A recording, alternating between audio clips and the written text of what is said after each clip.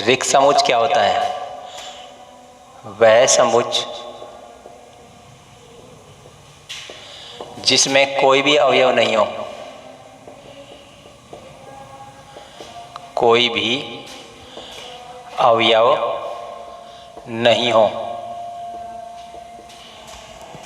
ऋक् समुच्चय कहलाता है। कहलाता है।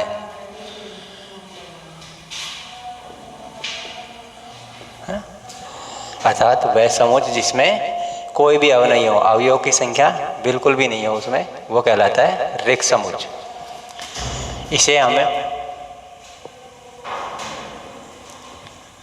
इसे फाई या बदला कोष्ठक खाली छोड़ दें, है ना, से व्यक्त करते हैं, से व्यक्त करते हैं, वो कहलाता है ऋक् समुच्चय। फिर है परिमित और अपरिमित समुच्चय।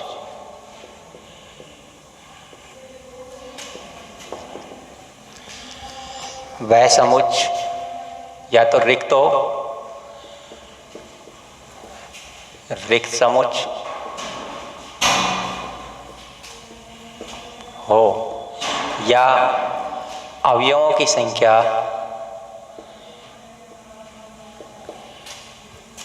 सीमित हो तो वह परिमित समुच्चय कहलाता है। परिमित समुच्चय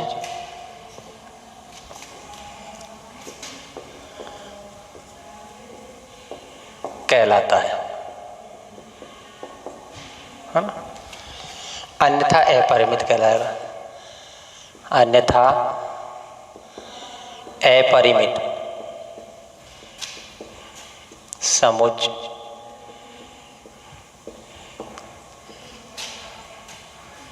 कहलाता है ना। या तो समुच्चय ऋक् या अवयवों की संख्या उसमें सीमित हो, जिनको हम गिन सकते हैं, है ना, अनंत नहीं हो अवयव, तो वो क्या कहलाएगा? परिमित समुच्चय। अन्यथा कैसा कहलाएगा? अपरिमित समुच्चय, है ना। इसके बाद में समान समुच्चय। समान समुच्चय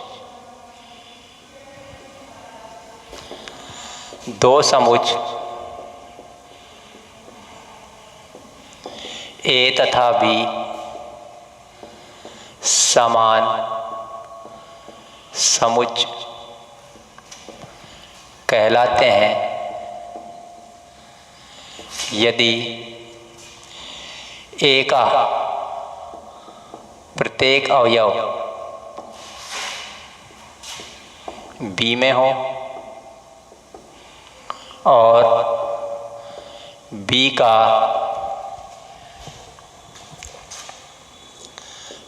प्रत्येक अवयव ए में हो, तो ए और बी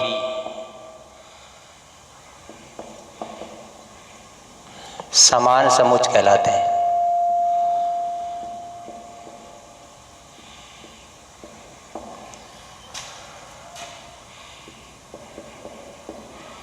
है ना, तो ए और बी क्या कहलाएंगे? समान समुच्चय कहलाते हैं। तो ऋक् समुच्चय हो गया। वह समुच्चय जिसमें कोई भी अवयव नहीं हो वो कहलाएगा ऋक् समुच्चय। परिमित समुच्चय जिसमें अवयवों की संख्या सीमित हो या रिक्त हो वो कहलाएगा परिमित। अन्यथा कैसा कहलाएगा? अपरिमित। समान समुच्चय दो समुच्चय समान कब होंगे? जब ए के प्रत्येक अवयव बी में हो और बी का प्रत्येक अवयव ए में हो, तो ए और बी क्या कहलाएंगे? समान समुच्चय कहलाते हैं। तो इस तरह से ये हो गए तुम्हारे। अब चलेगा एग्जाम्पल 7, 6 ले लेते हैं पहले। जैसे कि यहाँ एग्जाम्पल है 6। इसमें बताइए कि निम्नलिखित समुच्चय में से कौन से परिमित और कौन से अपरिमित हैं। बताइए कि निम्नलिखित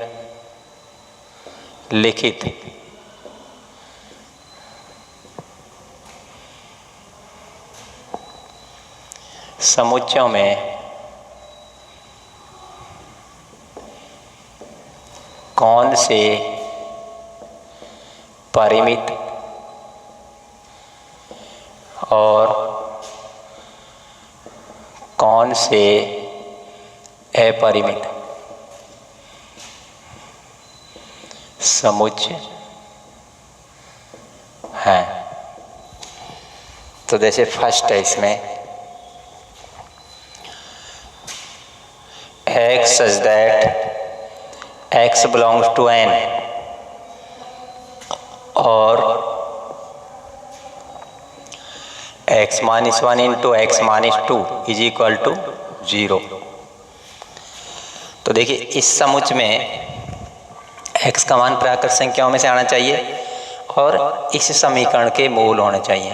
तो इसके मूल क्या आएंगे, इसके मूल आएंगे, इसको लिखेंगे तो x का मान 1 आएगा और यहाँ से x का मान 2 आएगा। तो इसमें 1 और 2 है ना, 2 अवयव हैं। तो 2 अवयव क्या है, सीमित हैं, ये तो परिमित हो गया। तो ये कैसा हो गया, परिमित समुच्चय है ना। अवयवों की संख्या सीमित है, 2 ही अवयव है, तो ये कैसा हो गया, परिमित समुच्चय। सेकंड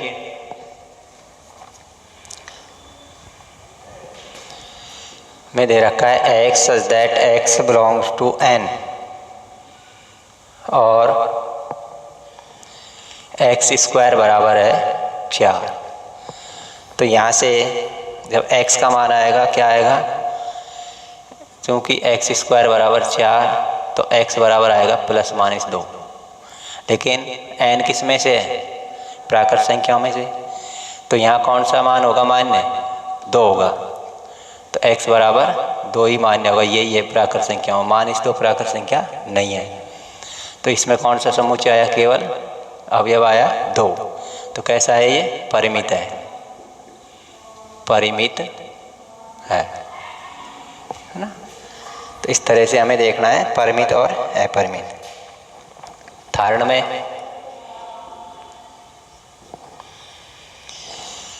दे रखा है x such that x belongs to n और 2x minus 1 is equal to 0। तो यहाँ पर 2x minus 1 is equal to 0, तो x बराबर आ जाएगा 1/2। तो क्या 1/2 प्राकृत संख्या है, क्या नहीं है, नॉट बिलोंग्स टू n। इसका मतलब इसमें कोई अवयव नहीं है, फाई है रिक्त समुच्चय, ये इसको फाई भी लिखते हैं, है ना। तो कैसा है, फाई है तो रिक्त समुच्चय है, तो इसका मतलब परिमित है, तो परिमित है ना। ऐसे ही चौथा है इसमें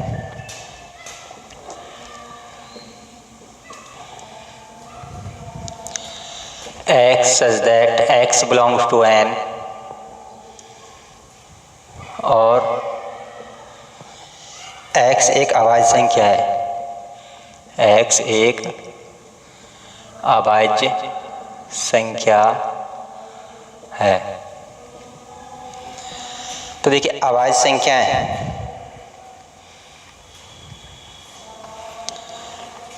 इसमें प्राकृत संख्या लेनी है लेकिन अभाज्य। तो अभाज्य संख्याएं अनंत हैं, क्योंकि प्राकृत संख्या अनंत तक है तो अभाज्य संख्याएं भी अनंत तक होगी। तो यहाँ लिखो x बिलोंग्स टू n, है ना, तथा x अभाज्य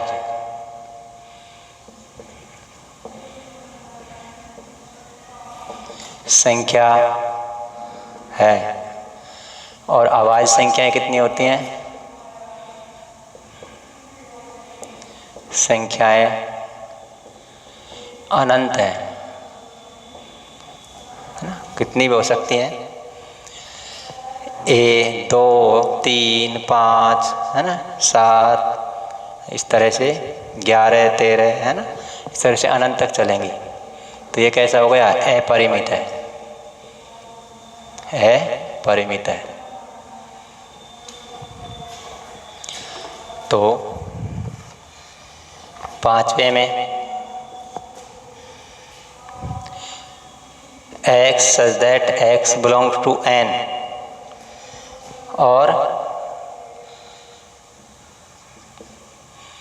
x विषम है,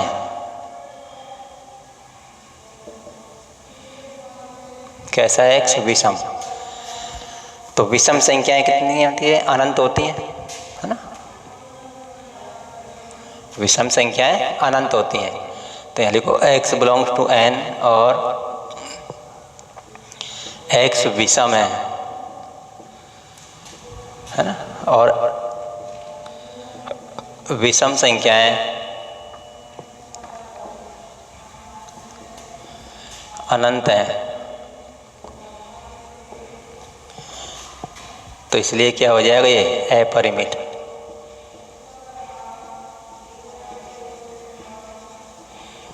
तो इसलिए क्या हो जाएगा? अपरिमित समुच्चय। तो इस तरह से हमें देखना है कि कौन से समुच्चय परिमित है और कौन से अपरिमित है। जिनमें अवयवों की संख्या सीमित है, जिनको हम गिन सकते हैं, वो तो क्या होता है? परिमित समुच्चय। और जिसमें अनंत अवयव होते हैं वो अपरिमित समुच्चय। तो ये हो गए एग्जाम्पल 6 से।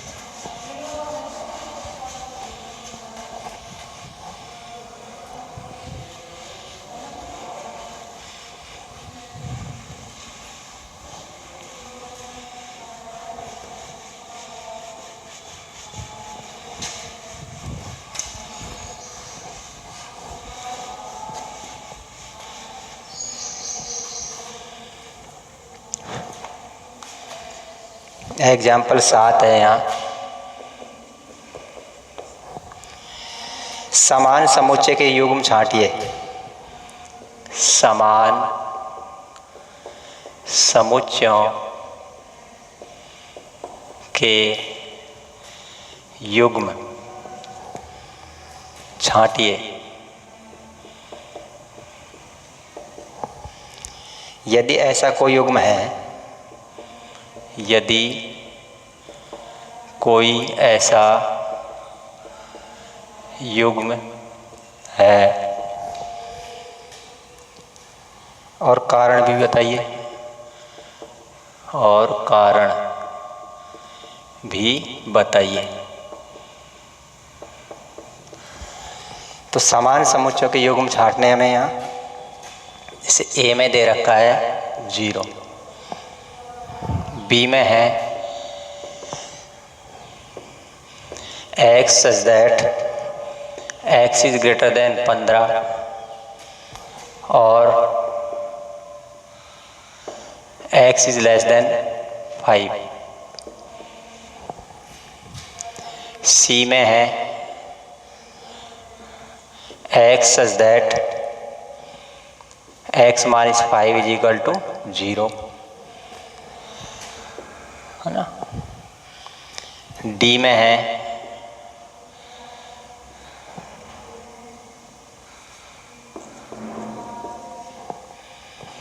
x such that x square is equal to 25। E है यहाँ पर x such that x समीकरण x square minus 2x minus 15 बराबर 0 के मूल, 0 का एक धन पूर्णांक मूल।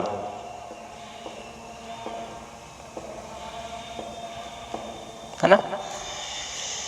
तो अब देखिए यहाँ पर a में तो 0 है, b में क्या आएगा इसके बराबर, यही लिख देता हूँ एक्स सच दैट एक्स कैसी संख्या है, 15 से तो बड़ी और 5 से छोटी। क्या ऐसी कोई संख्या है जो 15 से बड़ी और 5 से छोटी हो?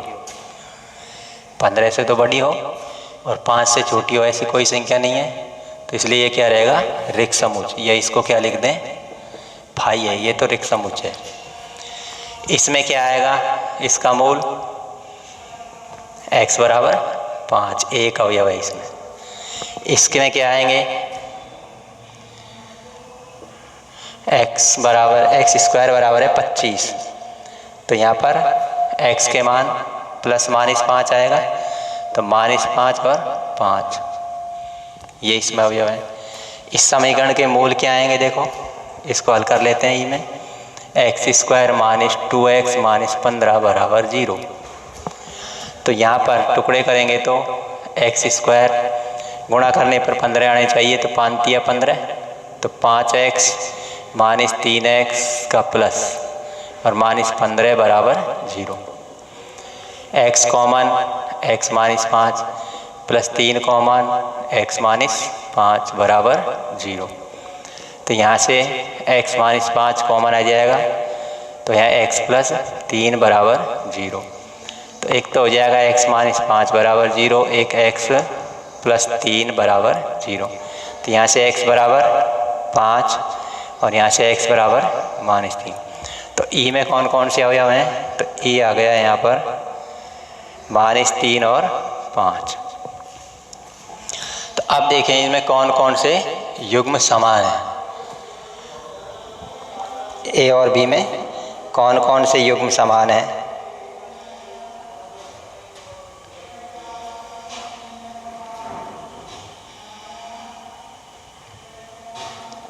तो यहाँ पर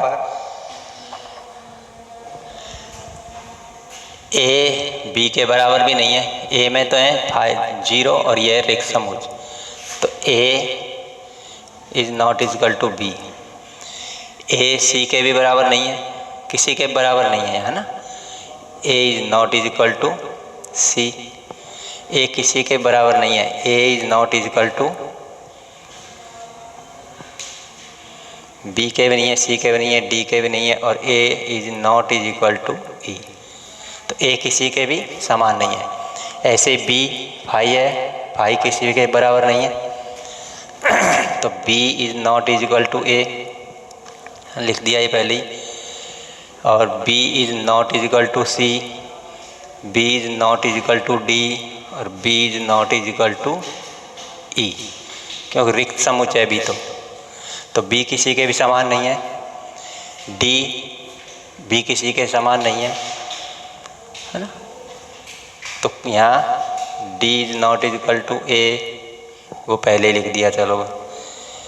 डी बी के भी बराबर नहीं है, डी सी के भी बराबर नहीं है, और डी ई के भी बराबर नहीं है। ऐसे ही ई किसी के भी बराबर नहीं है, तो इसलिए डी तो लिख दिया ई। तो यह लिख दो कोई भी युग्म समान नहीं है, इनमें आपस में कोई सा भी युग्म समान नहीं है।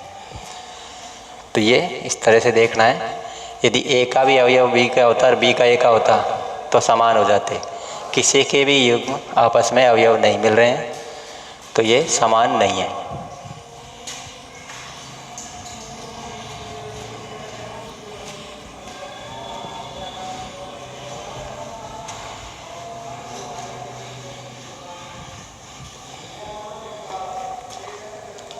अब है 8वां, निम्नलिखित समुच्चय युग्मों में से कौन से समान है, अपने उत्तर का उचित बताइए। समान समूह छांटना है इसमें। निम्न लिखित समुच्चय युग्मों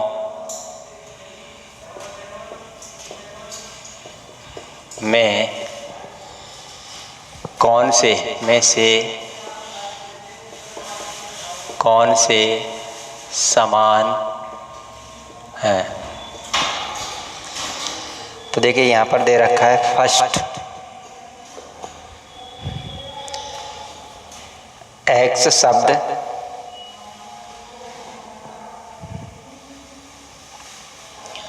एक्स तो है यहाँ शब्द, तो एक्स में तो आएगा ए एल ओ और वाई। बी में यहाँ शब्द में एल ओ वाई आएगा और ए आएगा। एल दोबारा लिखेंगे नहीं, दिया गया। अब देखो क्या ये समान है का एक्स और बी। देखो एल ए यहाँ पर है, एल भी यहाँ पर है, ओ यहाँ पर है और वाई यहाँ पर है ना। तो एक्स और बी क्या है, दोनों समान है ना, दोनों ही समान है। तो एक्स बराबर है बी, तो हो गया समान। ऐसे सेकंड में ए में तो दे रखा है हमें n such that n belongs to z तथा n square is less than is equal to 4। तो देखो इसमें तो कौन से अवयव आएंगे, n का मान पूर्णांकों में से है और यहाँ से n का मान क्या होना चाहिए, n का वर्ग 4 हो या 4 से छोटा हो। तो देखो -2 का वर्ग 4 आएगा है ना, -1 का वर्ग 1 ही रहेगा जो 1 से 4 से छोटा है, 0 1 और 2 इसमें तो आ जाएंगे। बी में क्या है, बी में है x such that x belongs to r, x such that x belongs to r, कोई भी वास्तविक संख्या हो सकती है, तथा